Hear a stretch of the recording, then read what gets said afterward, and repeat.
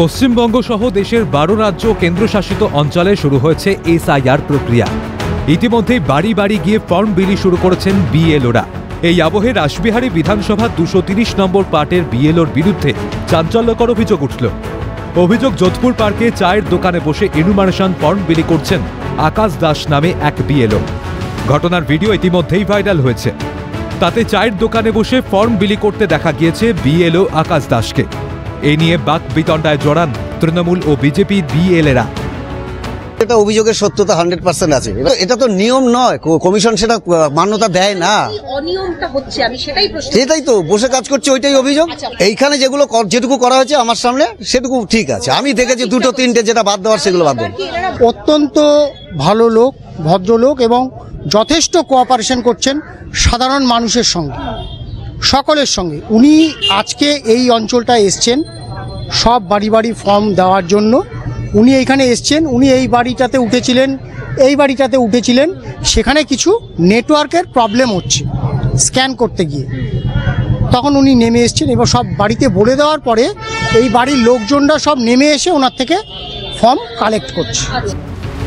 বিষয়টি নিয়ে সরব হয়েছেন স্থানীয় বাসিন্দারাও। এইখানে বসে ওনারা ফর্ম বিলি করছে, বিএলও, হ্যাঁ, ফর্ম বিলি করছে। মানে ওনাদের উচিত কি, ওনাদের দায়িত্ব দেওয়া হয়েছে সবার বাড়িতে বাড়িতে গিয়ে ফর্ম দিয়ে সবাইকে বুঝিয়ে দেওয়া, কে আছে, কে উপস্থিত আছে, কে মারা গেছে, সব আইডেন্টিফাই করা। কিন্তু সেটা ওনারা করছে না। এখান থেকে আসছে, সকাল থেকে বসে যারা ফর্ম নিতে আসছে ফর্ম নিচ্ছে, চলে যাচ্ছে। যার ছেলে বাড়িতে নেই, হয়তো ছেলে বাড়িতে নেই, ছেলে ফর্ম পায়নি, এখান থেকে ফর্ম নিয়ে ওনার মা চলে গেল। ছেলে যদি এখন বিদেশে থাকে বা দেশেই না থাকে, কোনো আইডেন্টি নেই, কিচ্ছু নেই। এটাই হলো আমাদের অভিযোগ, যে সবার বাড়িতে বাড়িতে গিয়ে আইডেন্টি করে ওনারা ফর্মগুলো দিক। যদিও বিএলও আকাশ দাসের সাফাই, বাড়ির ভিতরে নেটওয়ার্ক পাওয়া যাচ্ছে না, তাই স্ক্যান করতে সমস্যা হচ্ছে।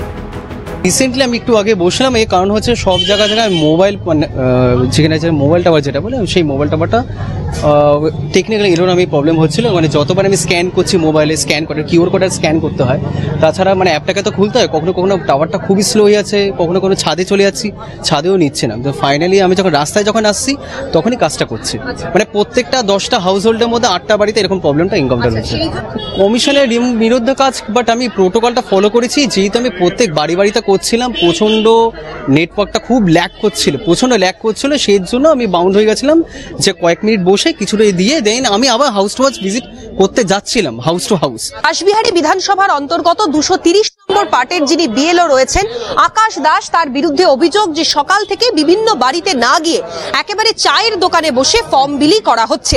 এই নিয়েই গোটা এলাকায় সামান্যতম হলেও উত্তেজনার পরিস্থিতি তৈরি হয়।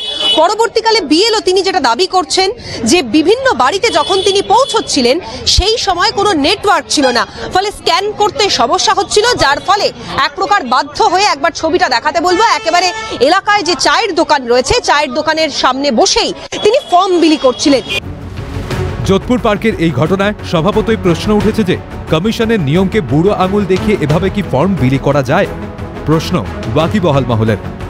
ক্যামেরায় পুষ্পা দেবনাথের সঙ্গে অভিরূপা সাহা, ক্যালকাটা নিউজ, কলকাতা।